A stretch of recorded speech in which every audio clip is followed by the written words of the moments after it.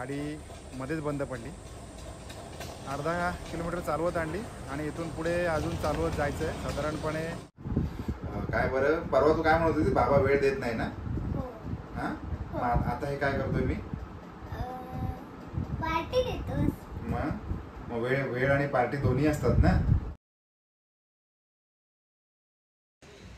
अहो भाजी आणा, हे एकच वाक्य ऐकलं आणि मी गाडी घेऊन बाहेर पडलो. पनवेल कृषी उत्पन्न बाजार समितीला आलो आहे, कारण इकडे आहे ना स्वस्त भाजी मिळते. तर बघूया.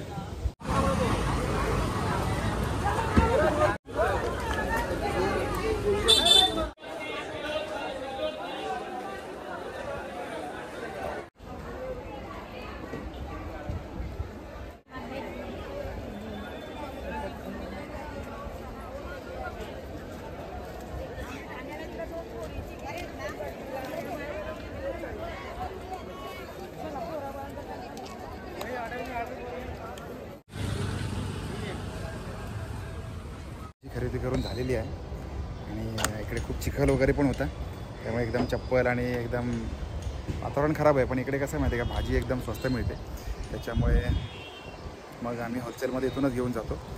सो आता चालू आहे घरी. हेल्मेट पण घातलं आहे, त्याच्यामुळे डिक्कीमध्ये अर्धी भाजी टाकली. जस्ट कृषी उत्पन्न बाजार समिती म्हणजे भाजी मार्केट खूप मोठं आहे. तर आता तुम्ही जे बघितलं ना, तिथून खूप सारी भाजी घेऊन आलो. म्हणजे आता कसं आहे मध्ये का 400-500 रुपये जरी असतील ना, तरी 2-4 किलोच्या वर एकत्रित अशी भाजी येत नाही. आणि ही भाजी आमच्याकडे आणल्यानंतर ती मस्तपैकी धुवून पण झाली. छान धुतली ना भाजी, जबरदस्त. आणि मस्त दिसते, खूप छान दिसते. तुमचा फ्लॉवर बघा कसा दिसतोय. होय होय, खूप चकाचक.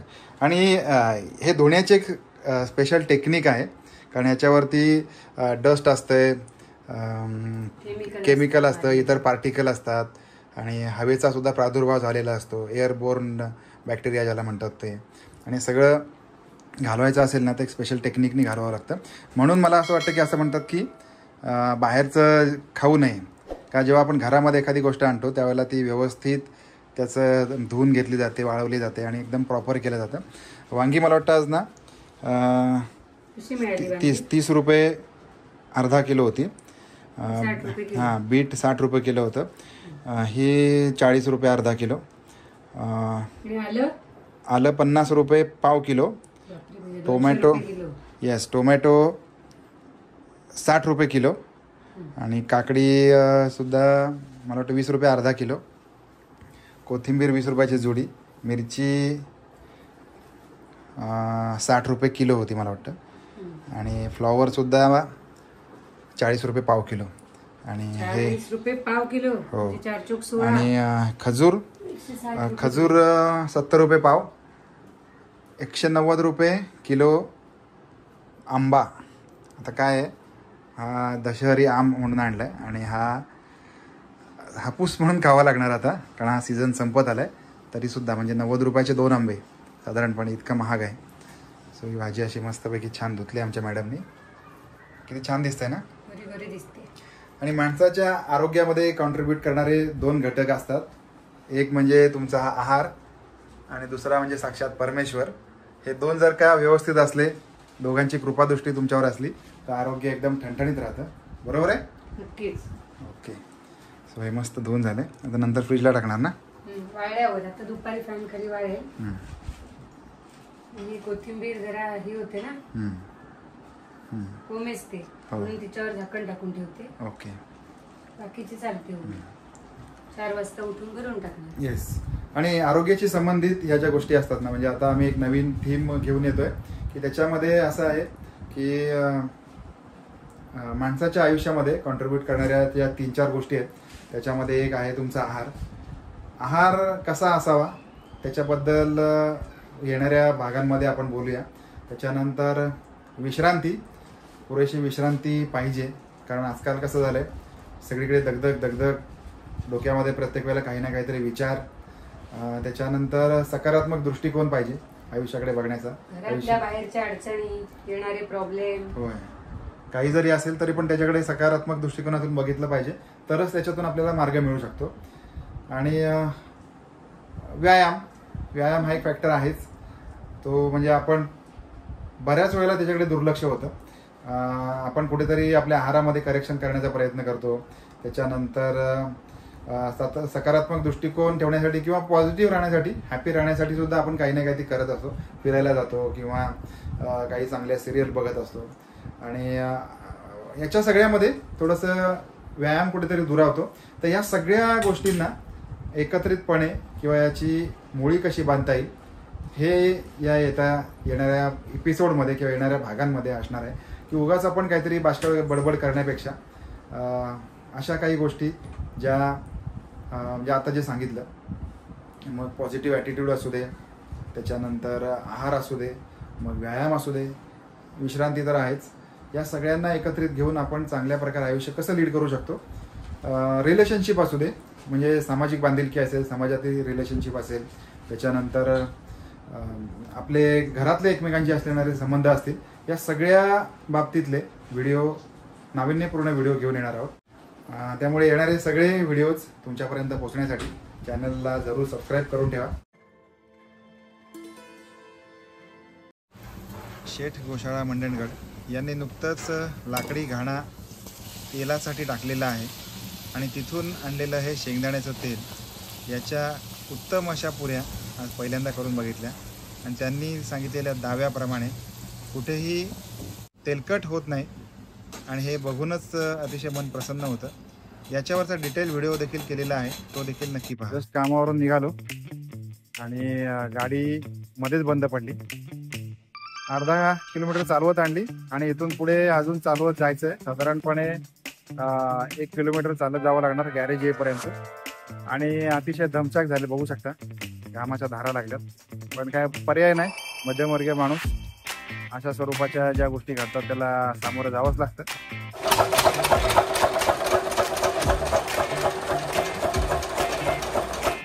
आता बगड्यापर्यंत आलेलो आहे. बगड्यातून बाहेर जायचं.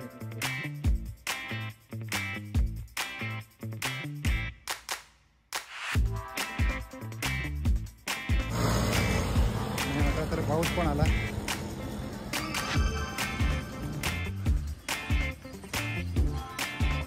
आमच्या ईश्वरीचे 5 पेपर पूर्ण झाले. 6 पेपर. आज कुठला होता लास्ट? मराठी. आज मराठी होता आणि दात पण पडलाय तिचा. आणि पेपर पूर्ण झाले आणि तिची डिमांड होती की पार्टी पाहिजे. आता पार्टी म्हटलं की मराठी बर्गर, वडापाव, त्याच्यावर आम्ही आता वडापाव खाणार. चालेल तुला? आणि काय बरं, परवा तू काय म्हणत होती, बाबा वेळ देत नाही ना? हा, आता हे काय करतोय मी? पार्टी देतोस. मग वेळ आणि पार्टी दोन्ही असतात ना? नाही. मग वेळ म्हणजे खेळणं आणि मस्ती करणं आणि अभ्यास घेतो कधी कधी. अजून काय? अभ्यास कुठे घेतोस तू? कोणतरी घेतं ना, पण तू नाही घेत. मग आई घेत. असं नसतं.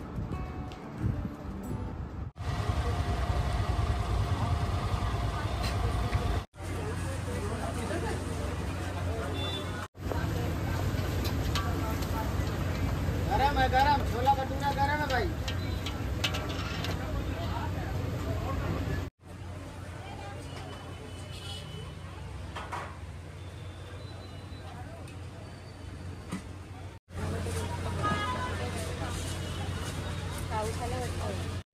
भरलं पोट?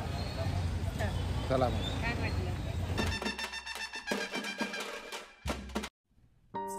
हे मला शिकवायला आवडत नाही.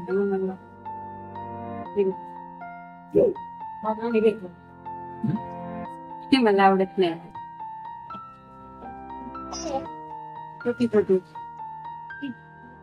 मस्त होतं उलट. खूप घट्ट आहे ना? असं पण आवडत नाही मला. आईस्क्रीम जरा राहू दे ना. मँगो मँगो मस्त आहे. एक नंबर.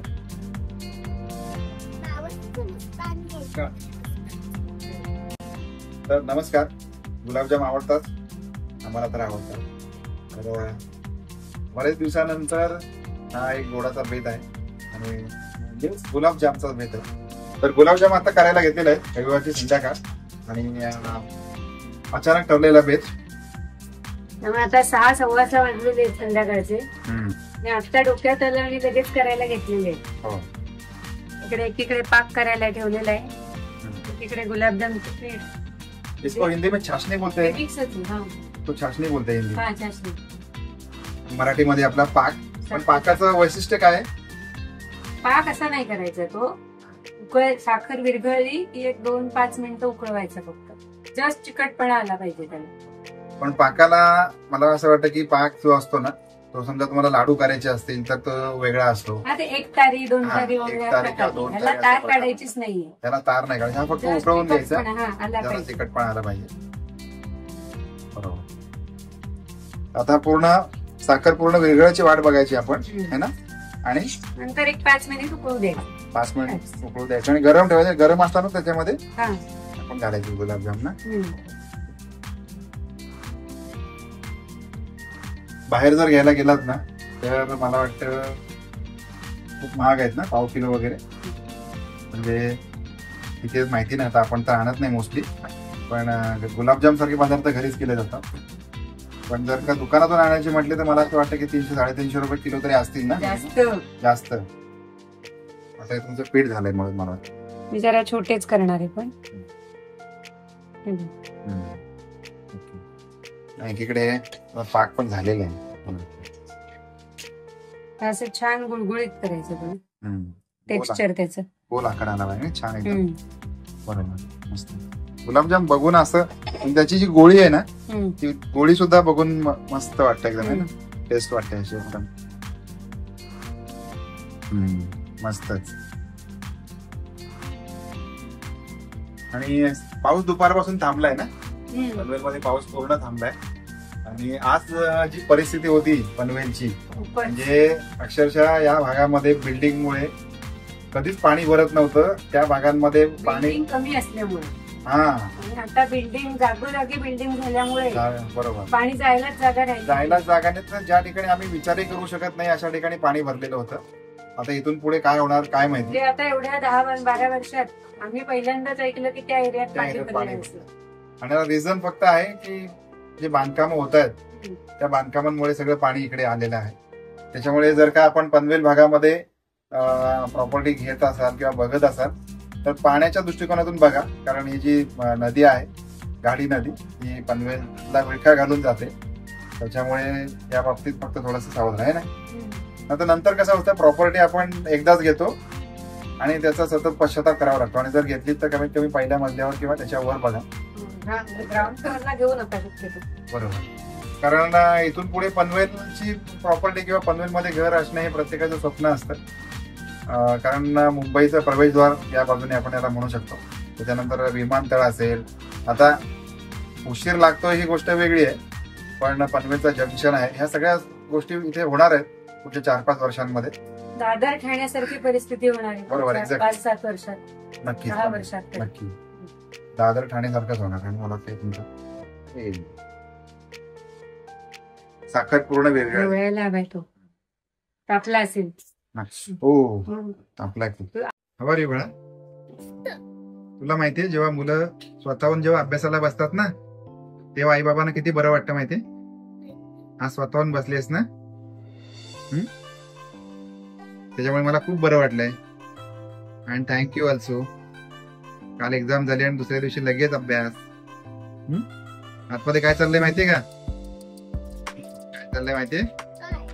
थोड्या वेळाने तुला सरप्राईज दाखवतो. काय खायचंय का काय ते नंतर कळेल ना तुला. सांग ना बाबा. कळेल नंतर. थांब थोडा वेळ. तुझा आता अजून अभ्यास किती वेळाचा आहे.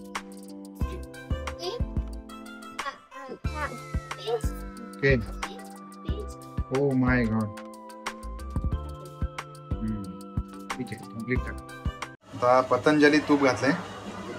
कारण पतंजली तूप एवढ्यासाठीच म्हणजे कोणतंही तूप असू दे जर का ते घरचं तूप असेल किंवा साजूक तूप ज्याला आपण म्हणतो ना ते जर घातलं तर टेस्ट चांगली येते ना आणि स्मेल चांगला येतो.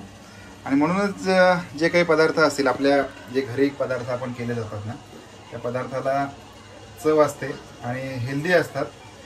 त्याच्यासाठी मग म्हणून असे बाहेरच्यापेक्षा जर का घरचा पर्याय आपण अवलंबला तर ऑलवेज बेटर असं आम्हाला वाटतं आहे ना. मला वाटतं खूप सारे झालेले आहेत तयार ना. त्याचं तूप तापलं की तळायला सुरुवात करायची. आणि मग ह्याच्यामध्ये लगेच पाक झाला असेल ना पाकामध्ये हो. आता ते एक तारी पाक ज्याला म्हणतो ना ते असं पकडतात आणि पण तो खूप आटावा लागतो. त्याच वेळेला ते एक तारी किंवा 2 तारी आपण खूप घट्ट पाक होतो तो. 1 तारी म्हणजे कमी घट्ट आणि 2 तारी म्हणजे जास्त घट्ट असं ते त्याचं मापक आहे. पाकाला समजून घ्यायचं पण याच्यासाठी काही गरज नाही मला वाटतं. एक जस्ट थोडा 1 तारीपेक्षा कमी अशा स्वरूपाचा पाक आपण करून मग त्याच्यामध्ये घालू शकतो. सगळं तूप गरम व्हायची वाट बघतोय. पण वाढूया मला वाटतं थोडा है ना. नको एकदम तापलं तर थोडा जास्त पण नको वाढू. नको. ओके ठीक आहे. ते मंद आचेवर करावं लागतात ना.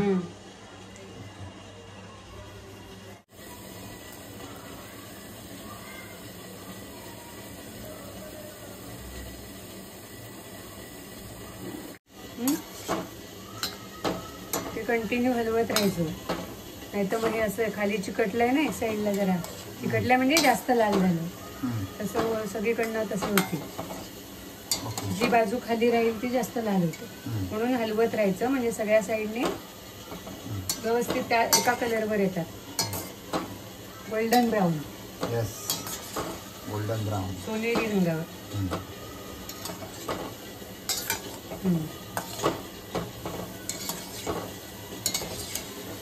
छान दिसतात ना एकदम.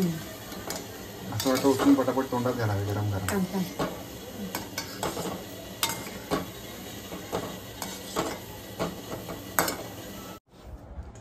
मस्त झाले की दे नाही का अजून. नाही मिळणार प्लीज भरपूर खाऊन झाले. प्लीज नाही एकच उद्या उद्या उद्या खा. एकच कुठलीही गोष्ट मापात असावी. एकच दे. नाहीतर त्याचा हा त्रास दे हा दे हा हा हा पण नाही आणि तो पण नाही मिळणार. हा दे ना नाही मिळणार. प्लीज ना. नाही. बोलणार 8-10 नाही. गुलाबजाम खाऊन झालेत. बोलणार नाही तुझ्याशी. नको बोलू. कधीच नाही बोलणार. नाही चालेल बोलू नको. प्लीज ना. आम्हाला तुमच्या हेल्थची काळजी आहे म्हणून आम्ही देत नाही. 5च खाल्लेत. 8-9 खाऊन झालेत. 8-9. एक पूर्ण कर ना 10 वर. नाही गरज नाहीये. मग 1 डझन पूर्ण करतो नको. प्लीज ना. नाही मिळणार. परत परत दे करू नको. मी देणार नाहीये. एकच. उद्या